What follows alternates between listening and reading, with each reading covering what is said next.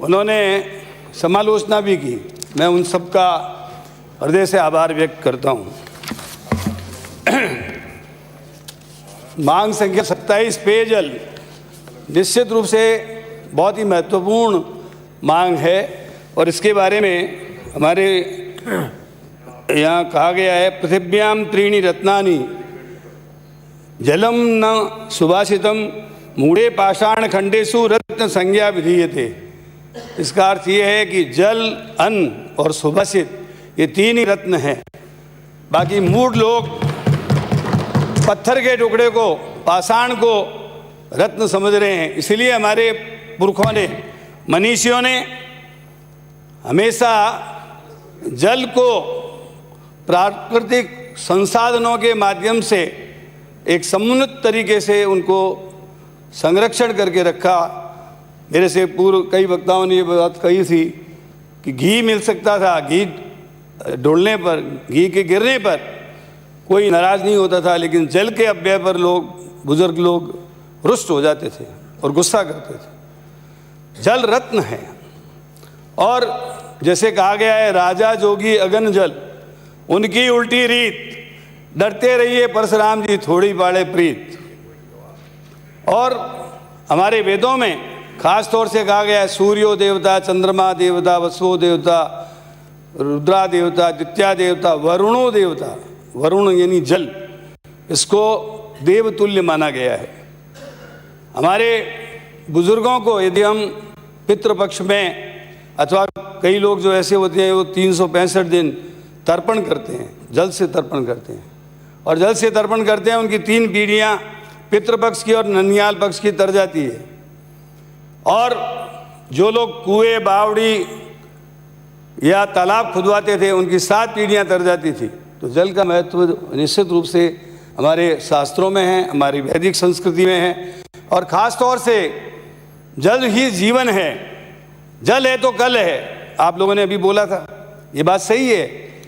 जल से ही हमारी खुद की जीवनचर्या चलती है। वनस्पति, औषधि, पशु पक्षी, जीव जंतु, समुद्री जीव, सभी जल के ऊपर ही एक तरीके से सारा जीवन निर्भर करता है। इसलिए जल को बचाना आज के युग की आवश्यकता है। मैं हमेशा जब जल के बारे में बोलता हूँ तो 2 काम करने बहुत ज़रूरी है, जल का संरक्षण और जल की बचत। सभापति महोदय, जल का संरक्षण का मतलब प्रकृति से जो बादल बरसते हैं उसकी एक एक बूंद को हमको संचय करके रखना है। इसलिए जो भी कुएं खोदते हैं, मैंने अपने विभाग के लोगों को भी निर्देश दिए हैं, अधिकारियों को, कि जहाँ जहाँ कुएं खोदे जाते हैं वहाँ जल संरक्षण का काम सबसे पहले प्राथमिकता के आधार पर किया जाए, ताकि वर्षा का जल संरक्षित हो सके और कुएं का पानी नहीं खूटे। नहीं तो हमारे यहाँ मारवाड़ी में कहते हैं ना, खावते खावते कुएं ही खूट जाए। इसलिए जल संरक्षण जब तक हम नहीं करेंगे, जब तक पानी को सुरक्षित नहीं रख सकेंगे। इसलिए जल संरक्षण बहुत आवश्यक है। इसी प्रकार कृषि में भी हम इजराइल पद्धति को क्यों महत्व दे रहे हैं? क्योंकि वो बूंद बूंद खेती करते हैं, जड़ में कैसे पानी जाए, और उसके नीचे भी ड्रेन निकाल देते हैं। फालतू पानी निकल के जो आता है, जड़ को सिंचित करने के बाद उसका फिर पुनर्उपयोग लेते हैं। इसलिए खेती में भी जल को बचाना जरूरी है। और बरसात के पानी को, हमारे यहाँ पहले पुराने ज़माने में आपने देखा होगा, हर घर में, शहर हो या गांव हो, घर में पानी की जो कुंडी होती थी, टाँका होता था, जल कुंड होते थे, उनसे बरसात के पानी का संरक्षण किया जाता था। और पूरे 1 वर्ष पर्यंत, बल्कि कई कई जगह तो 1.5 2 साल तक की वर्षा जल को इकट्ठा करके रखा जाता था। कुएं, बावड़ी, तालाब ये बनाए जाते थे। लेकिन अब क्या हुआ है, जल संरक्षण की जगह जल के दुरुपयोग का जमाना शुरू हो गया है। लोग शावर के नीचे नहाएंगे, सैकड़ों लीटर पानी का दुरुपयोग कर देंगे। हमारा जो स्नानघर है वो जल के दुरुपयोग का सबसे बड़ा आज स्रोत बन गया है। पानी का आप मंजन करेंगे, 1 गिलास से भी मंजन हो सकता है, टोंटी चलती रहेगी तो 10-12 गिलास फालतू चली जाएगी। इसी प्रकार हम अपने बाथरूम में यदि छोटी आवश्यकता के लिए जाएंगे 10 बार, और 10 बार में 5-5 लीटर पानी को एक तरह से अपव्यय कर देंगे और बड़ी आवश्यकता के लिए जाएंगे तो भी उतना पानी खर्च होगा। तो मैं सारे माननीय सदस्यों से अपील करता हूं कि अपने अपने निर्वाचन क्षेत्रों में हमारे अधिकारियों के सहयोग से तमाम गांव के और घरों के जितने भी टॉयलेट्स हैं उसमें डबल बटन की टंकी लगवाएं। उससे पानी की बचत होगी और कल हमारा सुरक्षित रहेगा। नहीं तो जैसा माननीय सदस्य चिंता कर रहे थे कि अगला विश्व युद्ध पानी के कारण होगा, और पानी को बचाएंगे तो विश्व युद्ध की कोई आवश्यकता नहीं पड़ेगी और कम से कम भारत के लोग सुरक्षित रहेंगे, उनके पास जल की कोई कमी नहीं रहेगी। जहाँ तक भारत का जो कुल क्षेत्रफल है उसका लगभग 10.4% राजस्थान में है और भूगर्भ में जल जो हमारा है 1.14% है। हमारी जनसंख्या देश की जनसंख्या की 5.5% है और भूगर्भ जल नहीं है, सतही जल तो करीब करीब नगण्य के बराबर है। ऐसी परिस्थिति में हमको सबसे पहले ये विचार करना होगा कि राजस्थान के गाँवों को, शहरों को, कस्बों को पानी पिलाने के लिए सतही जल लाना होगा। इसीलिए हमारे पुराने नेताओं ने, खास तौर से मैं इस अवसर पर मोहनलाल जी सुखाड़िया को याद करना चाहूँगा। उन्होंने गोविंद बल्लभ जी पंत को लाकर और इंदिरा गांधी नहर परियोजना की शुरुआत की। आज उससे लगभग 16 लाख हेक्टेयर में सिंचाई होगी और आप देख रहे हैं कि चूरू, नागौर, बीकानेर, बाड़मेर, जैसलमेर, इन तमाम क्षेत्र के इलाकों में, जोधपुर में और आगे रोड तक पानी पहुंचेगा, पाली, वहाँ तक पानी उपलब्ध होगा। इसी प्रकार यमुना का जल हरियाणा हमको दे नहीं रहा है। सौभाग्य से हमारे राजस्थान के ही केंद्रीय मंत्री गजेंद्र सिंह जी साहब हैं, उनसे हम सब लोग बातचीत करके यमुना का पानी हरियाणा से बातचीत करके यदि ले आएँ तो शेखावाटी इलाके में पीने के पानी की कोई कमी नहीं रहेगी। नर्मदा का जल हमारे पश्चिमी राजस्थान में जालोर और इसके आसपास के क्षेत्र में आया है, उससे भी काफ़ी लाभ मिला है। लेकिन पिछले शासनकाल में जो कंपनियां वहाँ पे काम कर रही थी, SPML, गेमन, प्रतिभा, इन्होंने पूरा काम नहीं किया। योजनाएं बहुत अच्छी थी लेकिन उनके बीच में काम छोड़ देने से, बीच में कार्य को अधूरा छोड़ देने से वहाँ के लोगों को जो लाभ मिलना चाहिए था वो नहीं मिल पाया। इसलिए हम इन तमाम योजनाओं के बारे में पुनरीक्षण कर रहे हैं, इसकी समीक्षा कर रहे हैं और कोशिश करेंगे कि जितना काम हो गया है या तो वापस आके वो कंपनियां काम करें, नहीं तो किसी को रिसाइन करें और इन योजनाओं को जल्दी से जल्दी आगे बढ़ाने की कोशिश करें। इसके अलावा ईस्टर्न कैनाल प्रोजेक्ट 13 जिलों को, पूर्वी राजस्थान के जिलों को पानी देने वाली स्कीम है। स्वयं प्रधानमंत्री जी ने लोकसभा के चुनाव के वक्त में ये कहा था कि इसको राष्ट्रीय योजना बनाएंगे। हम सब उम्मीद करते हैं कि बहुत शीघ्र माननीय प्रधानमंत्री जी इसको राष्ट्रीय योजना के रूप में घोषित करें। इससे 13 जिलों को और उनके गांवों को पानी सुलभ होगा। ये 37,249 करोड़ रुपए की DPR बना करके हमने उनको भेज रखी है। हम उम्मीद करते हैं कि जल्दी से जल्दी इस योजना को वे मंजूरी देंगे और इस योजना को मंजूरी मिलेगी तो निश्चित रूप से मैं कह सकता हूं कि पूरी राजस्थान में आने वाले 100 वर्षों में भी कभी पेयजल की कमी नहीं आएगी। और इसके साथ साथ ईसरदा प्रोजेक्ट, जिससे दौसा को और इसके आसपास के जिलों को पानी मिलेगा, इसकी स्कीम के अंतर्गत आगे आने वाले में जमुआ रामगढ़ को भी उस पानी से जोड़ने की स्कीम है। तो ये जो स्कीम्स है इनके लिए जल संसाधन विभाग और पेयजल से संबंधित विभाग दोनों मिलकर के काम कर रहे हैं। तो परवन नदी का पानी हाड़ौती क्षेत्र में आ रहा है, परवन डैम का काम बहुत तेजी से चल रहा है। इन स्थानों पर पेयजल जब सुलभ हो जाएगा तो निश्चित रूप से हाड़ौती क्षेत्र के भी जो इलाके चंबल के अलावा वंचित हैं वहाँ पर पानी पहुँच सकेगा। मैं इस अवसर पर ख़ास तौर से ये भी सदन को बताना चाहता हूँ कि 2017 में एक सर्वे हुआ था, उसमें राजस्थान के कौन कौन से क्षेत्र जो हैं सेफ़ हैं, कौन डार्क जोन में हैं, कौन क्रिटिकल हैं। तो आपको बताना चाहूँगा 295 ब्लॉक उस समय थे, अब तो बढ़ गए हैं ब्लॉक्स। उसके अंतर्गत 45 ब्लॉक ऐसे हैं जो सेफ़ जोन में आते हैं, 29 सेमी क्रिटिकल हैं, 33 क्रिटिकल हैं, 185 ओवर एक्सप्लॉइटेड है, अतिदोहित है, और 3 सैलाइन क्षेत्र हैं जिसमें खाजूवाला, तारानगर और अपने रावसर आते हैं। पेयजल के लिए विगत 22 वर्षों में राजस्थान में 51,000 करोड़ से ऊपर की राशि व्यय की जा चुकी है। और ये भी हम लोगों को ध्यान में रहना चाहिए कि देश के कुल लवणता प्रभावित क्षेत्र जो हैं उनका 95% हिस्सा राजस्थान में है, और जो फ्लोराइड प्रभावित क्षेत्र हैं 62% क्षेत्र राजस्थान में है। नाइट्रेट प्रभावित क्षेत्र भी देश के 80% हमारे यहाँ है। इस प्रकार 14,480 गांव क्वालिटी अफेक्टेड हैं। इन सब का ध्यान में रखते हुए सभापति महोदय, हमने डीफ्लोरिडेशन प्लांट, आरओ प्लांट वगैरह राजस्थान में लगाए हैं, जिसकी जानकारी मैं आगे दूंगा। खास तौर से जल जीवन मिशन 15 अगस्त 2019 को भारत के माननीय प्रधानमंत्री जी ने इसकी शुरुआत की, और मैं सदन को बहुत ही गंभीरता के साथ आपसे आग्रह करना चाहता हूं कि 2013 से पहले जितने भी डेजर्ट डिस्ट्रिक्ट थे उनमें 100% ग्रांट केंद्र सरकार के द्वारा हमको मिलती थी, और 90% ग्रांट हमको अन्य हमारे जो ज़िले हैं उनके लिए मिलती थी। उसको धीरे धीरे 60:40 किया, और जल जीवन मिशन आया तब उसमें 40:40, 45:45, यानी 45% केंद्र का, 45% राज्य का और 10% गाँव का। मैं माननीय सदस्यों से बहुत विनम्रतापूर्वक, आग्रहपूर्वक निवेदन करता हूं कि क्या 10% गाँवों के लोग इसमें अपना सहयोग कर सकते हैं?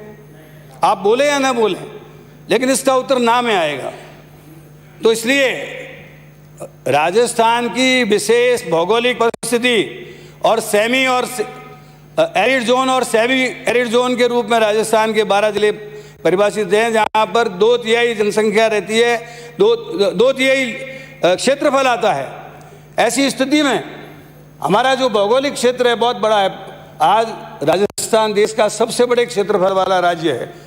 ऐसे में हमको चाहिए कि हम सब लोग मिलकर केंद्र सरकार से मिलकर निवेदन करें कि जो जल जीवन मिशन में राजस्थान का हिस्सा है वो 10% किया जाए, और 90% हिस्सा जो है केंद्र सरकार पे। ये मैं इसलिए कहना चाहता हूँ कि केंद्र शासित जो प्रदेश हैं और जहाँ विधायिका नहीं है वहाँ 100% ग्रांट केंद्र सरकार दे रही है, और जहाँ विधायिका यानी असेंबली है और केंद्र शासित प्रदेश है वहाँ 90% एड केंद्र सरकार दे रही है। ऐसी परिस्थिति में राजस्थान जैसी स्थिति कहीं भी नहीं है। आज पहाड़ है, वहाँ पानी है, बर्फ है, सब कुछ है, लेकिन हमारे यहाँ तो पानी ही सबसे बड़ा संकट है। रेगिस्तान में क्या मिलता है? या तो रेत के टीबे मिलते हैं, और या हमको जो है सांप और बिच्छू और कांटे जहरीले जानवर मिलते हैं। तेल निकला है वो तो हमारा सौभाग्य है कि इससे राजस्थान का भाग्य चेंज होगा। पहाड़ी इलाके को भी 90% पैसा दिया गया है। तो पानी का आधार तो ये होना चाहिए कि उसके पास पानी कितना है। सबसे कम पानी राजस्थान के भूगर्भ में है। ऐसी परिस्थिति में मैं इस सदन के माध्यम से माननीय प्रधानमंत्री जी से और हमारे जल संसाधन मंत्री केंद्रीय श्री गजेंद्र सिंह जी से आग्रह करता हूं, ये सदन की भावनाओं का आदर करते हुए इस रेशो को बदले और 90% एड राजस्थान को मिलनी चाहिए। इस संबंध में हमारे माननीय मुख्यमंत्री जी ने भी 3 बार पत्र लिखे हैं। यहाँ राजस्थान में वे जब आए थे और हमने उनसे मीटिंग की थी, तब भी उनसे ये आग्रह किया था कि राजस्थान को आप 90% ग्रांट दें। वो सैद्धांतिक रूप से सहमत भी हैं, लेकिन वो कहते हैं इसके संबंध में वित्त विभाग और प्रधानमंत्री जी से बात करनी पड़ेगी। मैं समझता हूँ कि आप सारे सदन के लोग, मैं विवेकानंद जी का एक मुझे कोटेशन याद आता है, awake, arise and stop not till the goal is reached. उठो, जागो और तब तक मत रुको जब तक हम अपने लक्ष्य की प्राप्ति नहीं करते। आज पूरे सदन को उठकर खड़ा होना चाहिए और राजस्थान के हक के लिए सारे लोगों को सर्वसम्मत मांग करनी चाहिए कि राजस्थान को जलदाय योजनाओं के अंतर्गत हमारा हिस्सा 90% किया जाए, जो पहले था 100% हिस्सा था सभापति महोदय, हम तो 90% मांग रहे हैं। और ईस्टर्न कैनाल प्रोजेक्ट को जो है राष्ट्रीय योजना का दर्जा मिले तो निश्चित रूप से राजस्थान का भला होगा और राजस्थान पेयजल योजना में कहीं भी पीछे नहीं रहेगा। मैं इस अवसर पर खास तौर से ये जो जल जीवन मिशन आया है इसके लिए हमने 3 प्रकार की कमेटियां बनाई हैं। राज्य जल एवं स्वच्छता मिशन, जिला जल एवं स्वच्छता मिशन, ग्राम जल एवं स्वच्छता मिशन। राज्य स्तर की कमेटी के जो अध्यक्ष हैं वो हमारे चीफ सेक्रेटरी हैं और स्टेट लेवल सैंक्शन कमेटी के अध्यक्ष हमारे ACS PhD हैं। जिला स्तर की कमेटी के अध्यक्ष जिला कलेक्टर हैं और ग्राम जल एवं स्वच्छता मिशन के जो है जहाँ यदि पंचायत हेडक्वार्टर पे है तो वहाँ का सरपंच और पंचायत हेडक्वार्टर नहीं है तो वहाँ का वार्ड पंच, जिस गांव का पंच है उस वार्ड पंच को बनाया गया है। इस प्रकार करीब 40,000 से अधिक गांवों में ग्राम जल एवं स्वच्छता मिशन बन चुके हैं। इस वर्ष 5,68,000 घरों को कनेक्शन दे दिए गए हैं। जल जीवन मिशन के तहत अब तक हमारी कमेटीज़ ने 12,755 गाँवों में 36 लाख परिवारों को घरेलू जल संबंध जारी करने हेतु 22,000 करोड़ की 52 बृहद परियोजनाएं एवं 1891 में एकल क्षेत्रीय ग्रामीण पेयजल योजनाएं स्वीकृत कर दी है और इसके परिणाम आगे आने वाले समय में आएंगे। अभी कुछ माननीय सदस्य कह रहे थे कि आपने पैसा बचा लिया, ये कर लिया। देखिए, केंद्र सरकार में और राज्य सरकार में योजनाओं के बारे में एडवांस पैसा आता रहता है और लगता रहता है। मैं आपको सूचित करना चाहता हूँ, आपकी स्वयं की पिछली सरकार और हमारी सरकार का एक अनुमान के अनुसार 5,073 करोड़ रुपया बकाया था जब हमने सरकार में ये पद यहाँ पे हमने PhD का पद संभाला था मैंने मंत्री के रूप में उस समय। और ये मैंने माननीय जल संसाधन मंत्री केंद्रीय सरकार से आग्रह किया था कि ये पैसा तो हमको दिलाओ कम से कम। तो ये पैसे जो हैं किसने कब दिए, क्या दिए, इसका ये क्रम चलता रहता है सभापति महोदय। जहाँ तक वित्तीय वर्ष 2021-22 का जो बजट है इसके बारे में पाली से आने वाले माननीय सदस्य ने क्या 19,000 का इनका बना दिया। अरे उन्होंने DPR बनाने की बात की, उसको बजट में जोड़ दिया। मैं आपको बताना चाहता हूँ हमारा बजट है 10,024.18 करोड़ रुपए का। इसमें प्लान का बजट है 6,314.26 करोड़, नॉन प्लान का बजट है 3,709.91 करोड़। और इसमें 3 मुख्य हमारी योजनाएं रहती है। एक तो स्पेशल प्रोजेक्ट जो जैसे चंबल परियोजना से, इंदिरा गांधी नहर परियोजना से अथवा और किसी बांध से चलने वाली जो योजनाएं हैं तो वो मतलब वृहद शहरी जल योजनाएं, ग्रामीण पेयजल योजनाएं और स्पेशल प्रोजेक्ट से 3 प्रकार के प्रोजेक्ट्स हैं। वृहद पेयजल योजना के माध्यम से सतही जल स्रोत से 15 शहर 2,990 ग्राम और 2,782 ढाणियों को पेयजल सुलभ हो सका है। हमारे बजट घोषणाओं को मैं अभी यहाँ रिपीट नहीं करूँगा, लेकिन लास्ट बोलने से पहले आपसे जो घोषणाएं बाकी रह गई थी उनके बारे में जरूर जिक्र करना चाहूँगा। हमारा जो समय समय पर ये जो बृहद परियोजनाओं की जो घोषणाएं की है उससे 1,428 ग्राम 1,891 ढाणियाँ लाभान्वित होगी और जल जीवन मिशन के अंतर्गत 2,285 करोड़ की 6 योजनाओं के अंतर्गत कार्य होगा।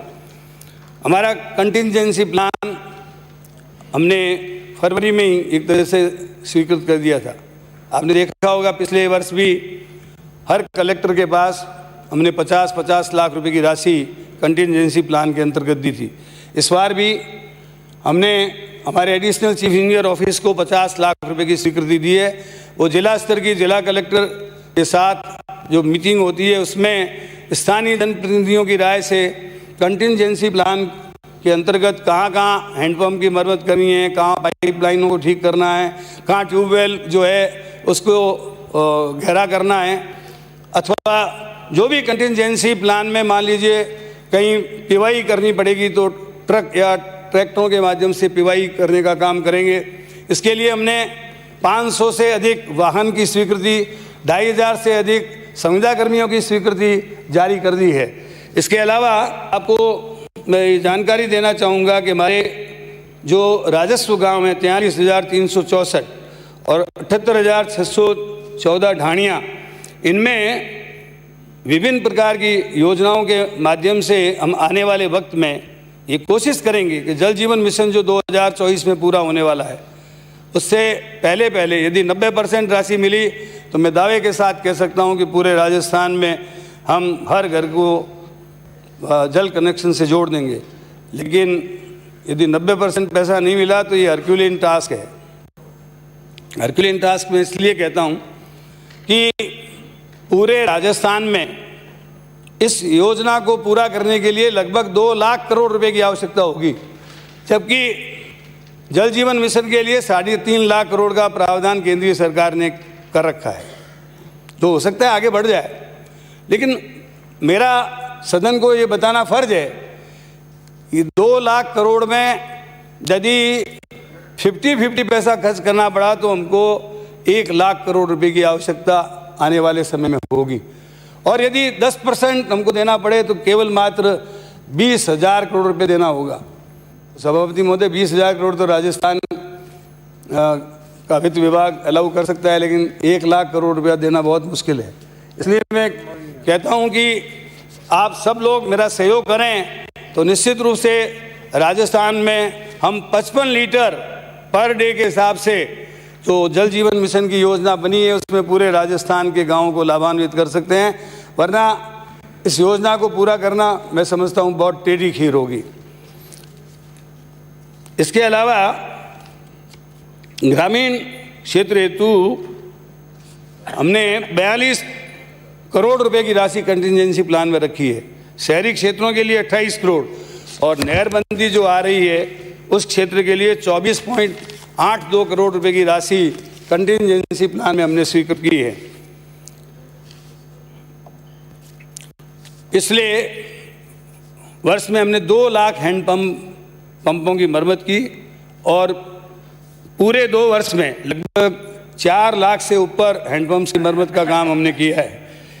1 अप्रैल 2020 से शहरी और ग्रामीण जो भी क्षेत्र थे उसमें हमने करीब करीब ये समझिए 2074 नए नलकूप और 4,455 नए हैंडपम्प चालू किए हैं। सभापति महोदय, हमने आरओ प्लांट के लिए 290 करोड़ रुपए मंजूर किए थे, उससे 834 आरओ प्लांट जो है वो स्वीकृत किए गए, लेकिन हमने इसकी तुलना में 934 आरओ प्लांट अब तक स्थापित कर दिए हैं। सौर ऊर्जा आधारित बोरवेल पंपिंग सिस्टम 2742 स्वीकृत किए, 1261 स्थापित कर दिए। पिछले 2 वर्षों में 223.35 करोड़ की लागत से 16 DFU स्वीकृत किए थे और उसमें 1392 जो है वो हमने चालू कर दिए हैं। 840 तक खत्म, अभी तक तो 22 ही हुए हैं। सरकार की जो उपलब्धियां हैं उनके बारे में खास तौर से बताना चाहूँगा। 1288 सौर ऊर्जा आधारित डीफ्लोरिडेशन यूनिट, 5,711 नलकूप, 12,707 नए हैंडपम्प 2 वर्षों में, 4.98 लाख खराब हैंडपम्पों की मरम्मत 2 वर्षों में। जल की गुणवत्ता की जांच की मरम्मत के लिए 33 जिलों में हमने लैब बनाए हुए हैं और 20 चल लैब्स हैं। जो मोबाइल लैब्स हैं वो समय समय पर तहसीलों में, गाँवों में पानी की जांच करती है, कहाँ फ्लोराइड अधिक है, कहाँ नाइट्रेट अधिक है और कहाँ लवण की मात्रा अधिक है, इसकी जांच करके और उसके आधार पर उसकी शुद्धता के लिए काम करती हैं। शहरी पेयजल योजनाएं 222 शहरों और कस्बों की, जिसमें 28% शहरों को सतही जल स्रोतों से जोड़ने की योजनाएं हैं। 50% भूजल और 22% मिश्रित भूजल और सतही दोनों को सम्मिलित करके है। 2018 से अब तक 1804 नए कार्य हमने शुरू किए थे, उसमें 1941.36 करोड़ के कार्य स्वीकृत किए गए। इस अवधि में 913.40 करोड़ व्यय किए गए हैं।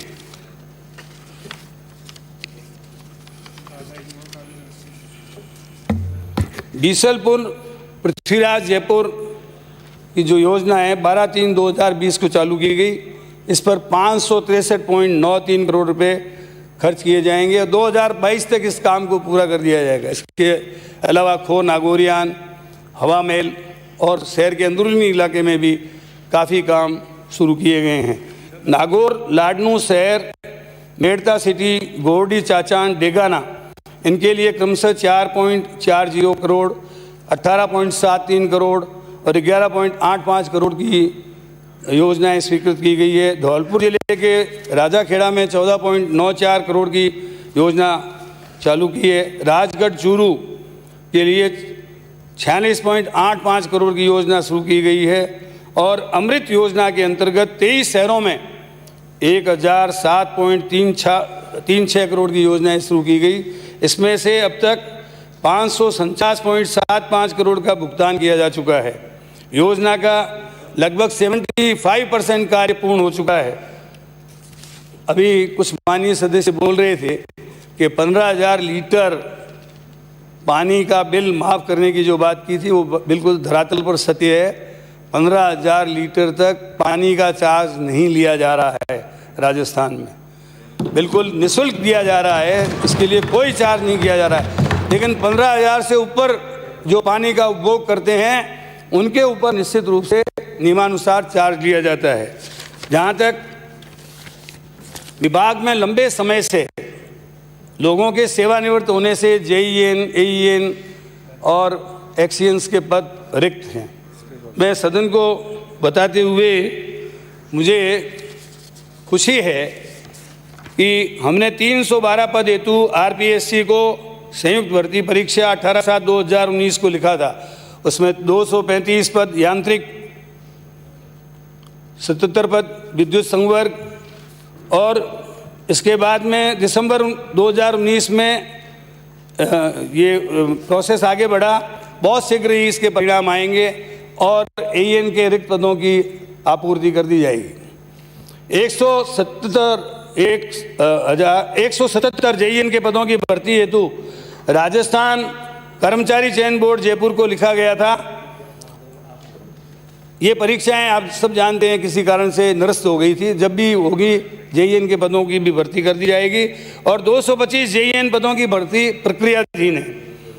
इसके अलावा अभी हमने हाल ही में chief engineer, additional chief engineer, अधीक्षण अभियंता, एक्सीएन और इन सब अधिकारियों की डीपीसी की, उसमें लगभग 200 अधिकारियों को हमने पदोन्नतियाँ देने की मंजूरी दे दी है। बहुत शीघ्र उनका पदस्थापन कर दिया जाएगा।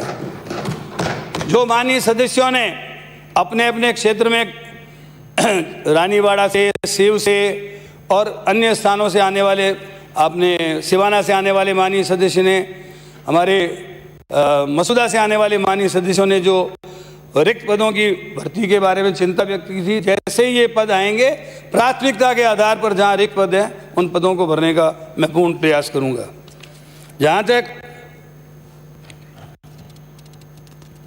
बजट घोषणाओं का प्रश्न है, बजट घोषणाएं माननीय मुख्यमंत्री जी ने अधिकतर कर दी, लेकिन खास तौर से मैं शहर से कुछ संबंधित सूचनाएं आपको देना चाहूँगा। बाड़ी धौलपुर में उच्च जलाशयों की क्षमता बढ़ाने, स्रोतों का निर्माण एवं जल वितरण प्रणाली के पुनर्गठन कार्य हेतु 38 करोड़ रुपए की राशि व्यय की जाएगी। बाड़मेर शहर में उच्च जलाशयों के निर्माण व नई पाइपलाइन बिछाने संबंधित कार्य हेतु 10 करोड़ रुपए की राशि व्यय की जाएगी। उदयपुर जिले के कानोड़, फतेहनगर, सनवाड़ एवं उदयपुर शहर में उच्च जलाशयों का निर्माण, पाइपलाइन बिछाने इत्यादि का कार्य 35 करोड़ रुपए की लागत से किया जाएगा। जयपुर शहर के डिग्गी मालपुरा रोड से टोंक रोड के बीच के क्षेत्र एवं सीतापुरा औद्योगिक क्षेत्र में बीसलपुर योजना के अंतर्गत पेयजल आपूर्ति हेतु 115 करोड़ रुपए की राशि व्यय की जाएगी। जयपुर शहर के सीकर रोड स्थित हरमाड़ा एवं भंडारणा क्षेत्र की पेयजल की स्थायी आधारभूत व्यवस्था हेतु पृथ्वीराज नगर के ट्रांसमिशन सिस्टम से पेयजल उपलब्ध करवाने हेतु 41 करोड़ रुपए की राशि व्यय की जाएगी। शाहपुरा एवं विराटनगर जिला जयपुर में उच्च जलाशय एवं पाइपलाइन इत्यादि के कार्य 38 करोड़ रुपए की राशि से कराए जाएंगे। सीकर, लोसल एवं नीम का थाना क्षेत्र में पेयजल योजना के संवर्धन संबंधी कार्य 17 करोड़ रुपए की राशि से करवाए जाएंगे। जिला डूंगरपुर के गलियाकोट एवं चित्री बडगी जल योजना के पुनर्गठन संबंधी कार्य 33 करोड़ रुपए की राशि से कराए जाएंगे।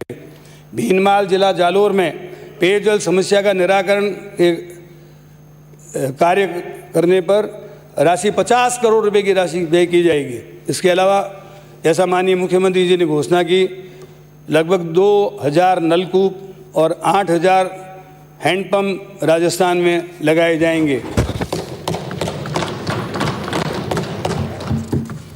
मैं अब माननीय सदस्यों ने तो प्रश्न उठाए हैं, उन कट मोशंस के बारे में संक्षिप्त में जानकारी देना चाहूँगा। आपको पता है मुझे कि आपको 6:40 6:50 पे जाना है, लेकिन प्रमुख रूप से चौमू से आने वाले माननीय सदस्य ने रामगढ़ को ईसरदा से जोड़ने की योजना के बारे में जिक्र किया। ईसरदा का काम बहुत तेज़ी से चल रहा है।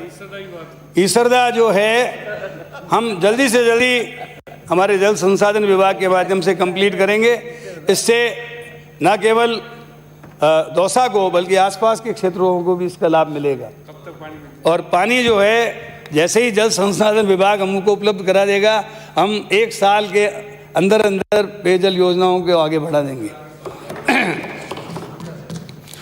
माननीय झुंझुनू से आने वाले माननीय सदस्य ने कुंभाराम लिफ्ट का जिक्र किया। कुंभाराम लिफ्ट से सीकर, झुंझुनू और उनके 31 गांवों को पानी देने की बात की। मैं इसको विभाग से दिखवाकर जो भी सहयोग कर सकता हूं करूंगा। भीलवाड़ा से आने वाले माननीय सदस्य ने जल को पंच तत्व का हिस्सा माना। मैं इससे सहमत हूँ। ये 5 तत्वों में जल प्रमुख तत्व है, किंतु प्राइवेट कॉलोनियाँ जब बनती है तो कॉलोनाइजर कहता है मैं स्विमिंग पूल बनाऊंगा, मैं वहाँ पे बिजली डालूंगा, पानी की व्यवस्था करूंगा, ये करूंगा, जिम डालूंगा, और पानी और बिजली की जो का इंफ्रास्ट्रक्चर है उसको पूरा बनाता नहीं है। लेकिन फिर भी राज्य सरकार ने ये कोशिश की है कि जो जल जीवन मिशन शहरों के लिए आ रहा है और गाँवों में जो जल जीवन मिशन है, हम कोशिश करेंगे कि प्राइवेट कॉलोनी में भी कोई न कोई पॉलिसी बनाकर हम किस तरीके से पानी दे सकते हैं उसका प्रयास करेंगे। बांसवाड़ा में माई बांधे बाढ़ का पानी गंभीरी नदी से जोड़ने का मामला ये जल संसाधन विभाग से है। मैं माननीय मुख्यमंत्री जी को आपकी बात को पहुंचाऊंगा। पुष्कर से आने वाले माननीय सदस्य ने सरकारी स्कूलों में, आंगनबाड़ियों में और इस तरह के संस्थानों में जल जीवन मिशन का पानी पहुंचाने की बात की। हमारी प्राथमिकता है, भारत सरकार की भी प्राथमिकता है। जो स्कूल इसे जुड़ने हैं, हम प्राथमिकता के आधार पर इनको जल जीवन मिशन के अंतर्गत पानी से जोड़ेंगे। जैसलमेर से आने वाले माननीय सदस्य ने जो उपयोगी सुझाव दिए उसके बारे में विस्तार से बता चुका हूं कि हमारा राज्य का हिस्सा 90% होना चाहिए। मांडल भीलवाड़ा से आने वाले माननीय सदस्य ने जो बात रखी उसमें उन्होंने ये कहा था कि हमारे 218 गाँवों को जो मांडल करेड़ा योजना है उसकी DPR 260.08 करोड़ की बन चुकी, उसके आदेश दे दिए गए हैं। तो मैं समझता हूं कि वो सदन में हैं, तो आपको मैं जानकारी देना चाहता हूं ये काम करीब करीब हो गया है आपका। मावली से आने वाले माननीय सदस्य ने बागोलिया डैम 15 वर्ष से खाली है और वो खुद की सीट भी खाली है, तो जब वो मिलेंगे तब उनको बता दूंगा कि क्या करना है। खंडार से आने वाले माननीय सदस्य ने जल जीवन मिशन को तेज गति से चलाने की बात की। अब मैं पूरे सदन को ये कहना चाहता हूँ कि यदि 90% हो जाएगी तो जल जीवन मिशन दौड़ेगा, और नहीं तो फिर ये धीमी गति के समाचार रहेंगे।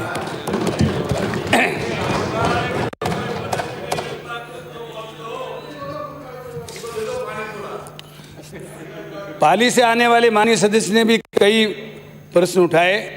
आप निश्चित मानिए कि जोधपुर में जो राजीव गांधी लिफ्ट की 3rd स्टेज की जो योजना है उसके अंतर्गत रोहट के भी काफ़ी गांव हैं। मैं समझता हूं इस योजना के शुरू होने से पाली ज़िले के रोहट में बरसों से अकाल पड़ता रहता है, और वहाँ का इलाका मैं पाली का इंचार्ज रहा हूँ, मैंने देखा है कि वहाँ पर पानी की काफ़ी कमी है। लेकिन ये राजीव गांधी 3य चरण की योजना जब आ जाएगी तो इनके गाँवों की समस्या का समाधान हो जाएगा। पचपदरा से आने वाले माननीय सदस्य ने अवैध कनेक्शन हटाने की बात और भी कई माननीय सदस्यों ने कही। मैं एक अभियान चलाकर अपने विभाग को यहाँ सदन से ही ये निर्देशित करता हूँ कि वे 3 महीने तक अवैध कनेक्शन हटाने के बारे में कार्रवाई करें। और मैं जब भी आप लोग जानना चाहेंगे सदन को सूचित करूंगा कि इस अभियान में हमने कितने अवैध कनेक्शंस को काटा है। लेकिन आप लोग मेहरबानी करें सिफारिश में बताना, फिर अवैध कनेक्शन कटेंगे और टेल एंड तक पानी पहुंचाने का पूरा प्रयास करूंगा। जहां तक शिवाना से आने वाले माननीय सदस्य ने ये कहा कि ये 10 किलोमीटर की पाइपलाइन, 12 किलोमीटर की पाइपलाइन जो है उसके नहीं होने से सिवाना में पानी का संकट, ये बात सही है। लेकिन ये आप बुरा नहीं माने, ये पुरानी सरकार का संकट है। उस समय से ही जो SPML कंपनी जो है और जो वहाँ कॉन्ट्रैक्टर कंपनी थी वो बीच में काम छोड़ गई, उसके कारण से ये संकट है। हम बराबर हमारे ECS जो हैं इसके बारे में बराबर चिंतित हैं और इसकी बराबर समीक्षा कर रहे हैं। हम कोशिश करेंगे या तो वो कंपनी काम शुरू कर दे, नहीं तो इसको रिसाइन करके हम इस काम को आगे बढ़ाने का पूरा प्रयास करेंगे। जहाँ तक मुंडावर से आने वाले माननीय सदस्य ने, जिला स्तर पर मीटिंग होती है, जिलाधीश स्तर पर आपको जानकारी होनी चाहिए, उसमें हर महीने मीटिंग होती है। उसमें पानी, बिजली और स्थानीय समस्याओं के बारे में आप मेहरबानी करके उसमें भाग लेवे तो आपकी जिले स्तर की समस्याओं का समाधान होगा।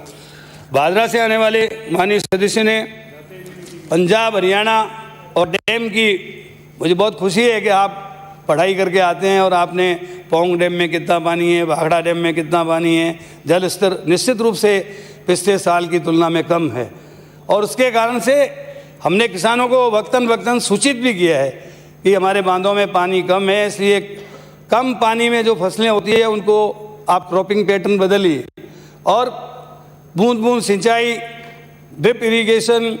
और ये कहना चाहिए, देखिए हमारा फर्स्ट स्टेज है वहाँ 5.23 क्यूसेक्स पानी दिया जाता है और हमारा जो सेकंड स्टेज है उसमें तो हम 2 और 2.5 क्यूसेक्स में ही काम चला रहे हैं।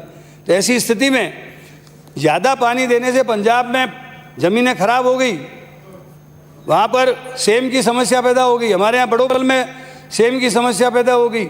इसलिए जब तक हम ऑप्टिमम यूटिलाइजेशन, वाटर मैनेजमेंट नहीं करेंगे तो हमारे यहाँ भी किसानों को इस समस्या का सामना करना पड़ेगा। इसलिए कम पानी में अच्छी खेती, व्यावसायिक खेती, हर्बल क्रॉप्स और हॉर्टिकल्चर से संबंधित हम काम करेंगे तो निश्चित रूप से किसानों को फ़ायदा होगा।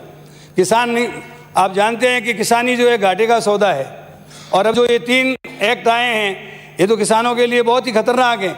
इसलिए इसमें मैं चर्चा नहीं करके इतना ही कहना चाहता हूँ कि क्रॉपिंग पैटर्न को बदलते हुए हमको कम पानी में अच्छी खेती करनी चाहिए, वहाँ पे भी जल की बचत करनी चाहिए। और जो आपने सुझाव दिए हैं जनता जल योजना के बारे में, बहुत से माननीय सदस्यों ने ये बात की। देखिए जब संविधान में संशोधन हुआ था और पंचायती राज संस्थाओं को और हमारे स्वायत्त शासित संस्थाओं को फंड, फंक्शन एंड फंक्शनरीज के साथ जब डिपार्टमेंट ट्रांसफ़र करने थे तब तो सब लोग कह रहे थे हमको ये विभाग दो, हमको ये विभाग दो, हमको वो विभाग दो। विभाग दे दिए गए, अब संभल नहीं रहे। तो ऐसी स्थिति में हमको सारे लोगों को मिलकर हमारे फाइनेंस डिपार्टमेंट से हम चर्चा करेंगे और चर्चा करके इसमें क्या रास्ता निकाला जा सकता है उसका प्रयत्न करने का प्रयास करेंगे। बिलानी से आने वाले माननीय सदस्य ने JJM के सुझाव दिए, उनका हम स्वागत करते हैं। अजमेर दक्षिण से आने वाली माननीय सदस्य ने स्मार्ट सिटी अमृत योजना में 130 करोड़ रुपए मिले। मैं धन्यवाद देता हूं कि कम से कम आपने ये स्वीकार तो किया कि राजस्थान सरकार और भारत सरकार जो भी योजनाएं ला रही है उसका लाभ आपको मिल रहा है।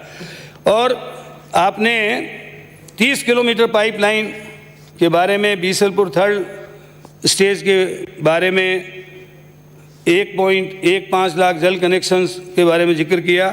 मैं आपको ये विश्वास दिलाता हूँ कि इन कामों को आगे बढ़ाने का प्रयास करेंगे। आपने ब्राह्मणी नदी को जोड़ने का सुझाव दिया, हम इसका स्वागत करते हैं, लेकिन ब्राह्मणी नदी को जोड़ने के लिए जब तक जल संसाधन मंत्री केंद्रीय सरकार गजेंद्र सिंह जी साहब मध्य प्रदेश और राजस्थान की बातचीत नहीं कराएंगे तब तक ब्राह्मणी नदी का काम आगे नहीं बढ़ पाएगा। इसलिए मैं कहता हूं कि जो पूरे प्रदेश के हित के सवाल हैं उसमें हमको पक्ष और विपक्ष की दीवार को तोड़ना पड़ेगा और हमको सबको मिलकर राजस्थान की मिलकर पैरवी करनी होगी। आज ब्राह्मणी नदी का पानी आता है तो निश्चित रूप से आने वाले 50 साल तक जयपुर में, अजमेर में, ब्यावर में और आसपास के ज़िलों में पानी की कमी नहीं रहेगी। लेकिन ब्राह्मणी नदी से जोड़ने की आप केंद्र से इजाज़त दिलाइए, हम समय ही नहीं लगाएंगे, ज़्यादा से ज़्यादा 2-3 साल में ब्राह्मणी नदी को हम बिसलपुर से जोड़ देंगे। लेकिन इसके लिए जो आवश्यक स्वीकृति है वो तो कम से कम मिलनी चाहिए हमको। जहाँ तक डूंगरपुर से आने वाले माननीय सदस्य ने मेवाड़ा बांध की नहर की मरम्मत और नई नहरों को पक्का करने के बारे में जो बातें कही है उसको मैंने नोट किया है। भीनमाल से आने वाले माननीय सदस्य ने ईआर प्रोजेक्ट को पूरा करने की बात की है। करीब करीब ईआर प्रोजेक्ट लगभग 75% से अधिक बन गया है और इसको और आगे बढ़ाने की चेष्टा करेंगे। शेरगढ़ से आने वाली माननीय सदस्या ने राजीव गांधी लिफ्ट कैनाल की ऊंचाई बढ़ाने के बारे में सुझाव दिए। मदासर एक से शेरगढ़ में सप्लाई बढ़ाने की बात की। पुरानी और ख़राब एचपी और ट्यूबवेल की जगह नए ट्यूबवेल या उसको रीबोर करने का जो सुझाव दिया। सोलर नलकूप जो उन्होंने मांगे हैं इसके बारे में मैं पूरी कोशिश करूंगा कि उनको अपना हक मिले। इसके अलावा और कोई माननीय सदस्य जो यहाँ उपस्थित है उनका राय तो हाथ खड़ा कर दो, मैं बता देता हूँ उन्होंने क्या कहा। तो 8:40 तक माननीय सभापति महोदय ने मुझे कहा था।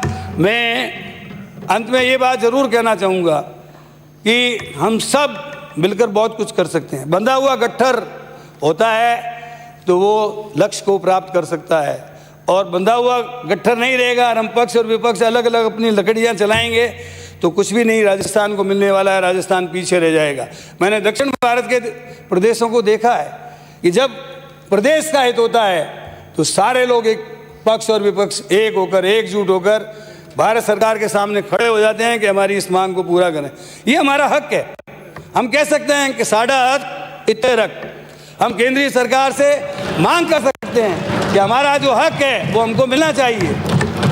आज ईस्टर्न कैनाल प्रोजेक्ट और जल जीवन मिशन में 90% हमारा हिस्सा, ब्राह्मणी नदी को हमारे यहाँ से बिसलपुर से जोड़ने का काम, यमुना नदी का पानी हरियाणा रोक रखा है उसको हमको दिलाने का काम, ये सारी योजनाएं आ जाएंगी तो गांव-गांव में जल कनेक्शन होने में कोई देर नहीं होगी। लेकिन हम अलग अलग रहेंगे, अलग अलग खिचड़ी पकाएंगे तो राजस्थान जो है पिछड़ा रह जाएगा। ये मेरा सदन से निवेदन है।